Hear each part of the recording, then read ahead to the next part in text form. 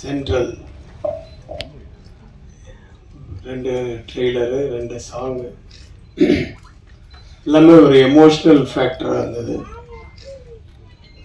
ஜாலியான சீன்ஸுன்னு பார்த்தீங்கன்னா அவங்க சைக்கிளில் போகிறது ஒரு சீன் தான் சொல்ல முடியும்னு நினைக்கிறேன். தண்ணி அடிக்கிறத பற்றி நான் சொல்லலை. தண்ணி அடித்தா ஜாலி கிடையாது. கவுண்டமணி ஒரு படத்தில் சொல்லியிருப்பாரு, ஞாபகம் இருக்காது. இவ்வளோ கஷ்டப்பட்டு அடிக்கிறோம், ஜாலியாக அடிக்கிறேன்னு சொல்றீங்களா? அது மாதிரி ஏன் அதை சொல்கிறேன் அப்படின்னா, நான் வந்து இந்த யூனிட்டில் எனக்கு யாருமே தெரியாது. இங்கே வந்ததுக்கப்புறம் தான் சரி ஓகே நமக்கு தெரிஞ்சவர் ஆர் உதயகுமார் வந்திருக்காரு. அஃப்கோர்ஸ் நான் வந்ததே வந்து இங்கே பேரரசுக்கு தான் வந்தேன். பேரரசுக்கு வந்து அவர் வந்து ஒரு லீட் ரோல் பண்ணியிருக்கேன் அப்படின்னு சொன்னார். கண்டிப்பாக நம்ம போய் வாழ்த்தணும் அப்படின்றதுனால தான் நான் வந்து வீட்டில் ஒரு ஃபங்க்ஷன் ஒன்று இல்லை, ஒரு கிராண்ட் டாட்டருக்கு பர்த்டே ஃபங்க்ஷன் அது நடந்துட்டுருக்கு. சரி வந்துட்டு தனி காசு போகலாம் அப்படின்னு வந்தேன். அப்புறம் வந்து பார்த்தா நம்ம ட்ரம்ஸ் சிவமணி அவர் இங்கே வந்ததுக்கு காரணம் வந்து அவருடைய ஃப்ரெண்டு மியூசிக் டைரக்டர் அப்படின்னு சொன்னார். இவர் அண்ணங்கிட்ட தான் அவர் வந்து பியானோ கற்றுக்கிட்டாரு அப்படின்னு சொன்னார். ஸோ ஏதோ ஒரு கனெக்ஷனில் தான் எல்லாருமே உள்ளே வர முடியும். எப்படி சென்ட்ரலில் வந்து எல்லாரும் ஒன்றா இறங்கினாலும் ஒவ்வொருத்தரும் ஒவ்வொரு திசைக்கு போயிடுவாங்க. ஆனால் சென்ட்ரலுக்கு வந்து தான் நான் எங்கே வெளியூர் போகிறேன் அந்த மாதிரி வந்திருக்கோம். ஸோ சென்ட்ரல் இந்த படம் மிகப்பெரிய வெற்றி அடையணும். பேரரசுக்கு வந்து என்னுடைய மனப்பூர்வமான வாழ்த்துக்கள். ஏன்னா அவர் வந்து அவருடைய படங்கள் வந்து நிறைய பேசிச்சு. விஜயோட படங்கள்லாம் வந்து நம்ம டைரக்ஷனில் ஒரு நல்ல துள்ளலாம் பண்ணியிருந்தாரு.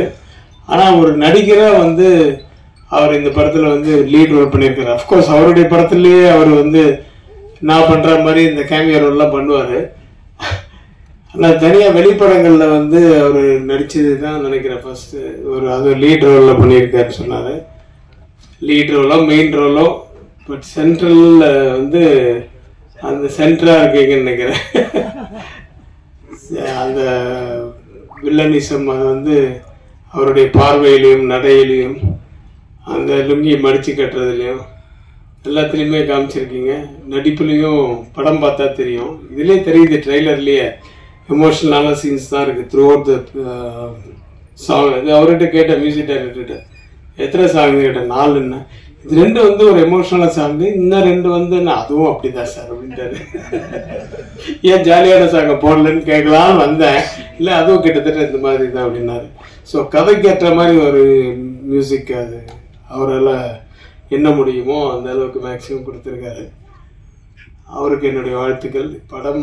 பாடல்கள் மட்டுமல்ல, படமும் மிகப்பெரிய வெற்றி அடைய வேண்டும். பேரரசு ஆட்சி செய்யுங்கள். சினிமாவில் நடிப்பில் இப்பொழுது டைரக்ஷன் அப்பப்போ மறந்துடாதீங்க. Thank you very much. All the best whole team. Thank you very much. அதுக்கப்புறம் பேரரசு வந்து எப்படி எல்லாரும் இங்கே யூனியனில் இருக்கிறவங்க வந்திருக்காங்கல்ல, அவங்கள பார்த்தவங்க தான் ஞாபகம் வருது. பேரரசு வந்து ஆஸ் எ டைரக்டர் மக்களை வந்து கவர்ந்திருக்கிறாரு. இப்போ நடிப்பில் கவர போகிறாரு அப்படிங்கிறத விட அவர் வந்து ஒரு மனிதநேயம் மிக்க ஒரு மனிதர், நல்ல மனிதர். அதுதான் வந்து எல்லாரையும் இங்கே கவர்ந்து இருக்கும். இந்த படத்திலே மட்டும் இல்லை, யூனியனில் போனால் பல வருஷமாக பார்த்துட்டு இருக்கேன். அதுவும் இந்த கோவிட் பீரியட்லலாம் அவர் இப்போ உழைத்த உழைப்பு, தன் உயிரை பற்றி கூட கவலைப்படாமல், யாருமே இல்லை ரோட்லன்னா கூட இவரை மட்டும் ஒரு 4 பேரை கூப்பிட்டு அவங்களுக்கு சாப்பாடு கொடுக்கறது, அது கொடுக்கறது, இந்த மாதிரி நிறைய இது அவர் பண்ணியிருக்காரு. இதெல்லாம் நான் கேள்விப்பட்டது, ஸ்டில்ஸ் எல்லாம் பார்த்தது. அது இல்லாமல் இப்போ வந்து மிகப்பெரிய பணியை செஞ்சுட்டு இருக்காரு நம்ம உதயகுமார் சாரோட சேர்ந்து. அதுக்கும் என்னுடைய வாழ்த்துக்கள். அதுவும் மீண்டும் தொடரட்டும். நன்றி. தேங்க்யூ.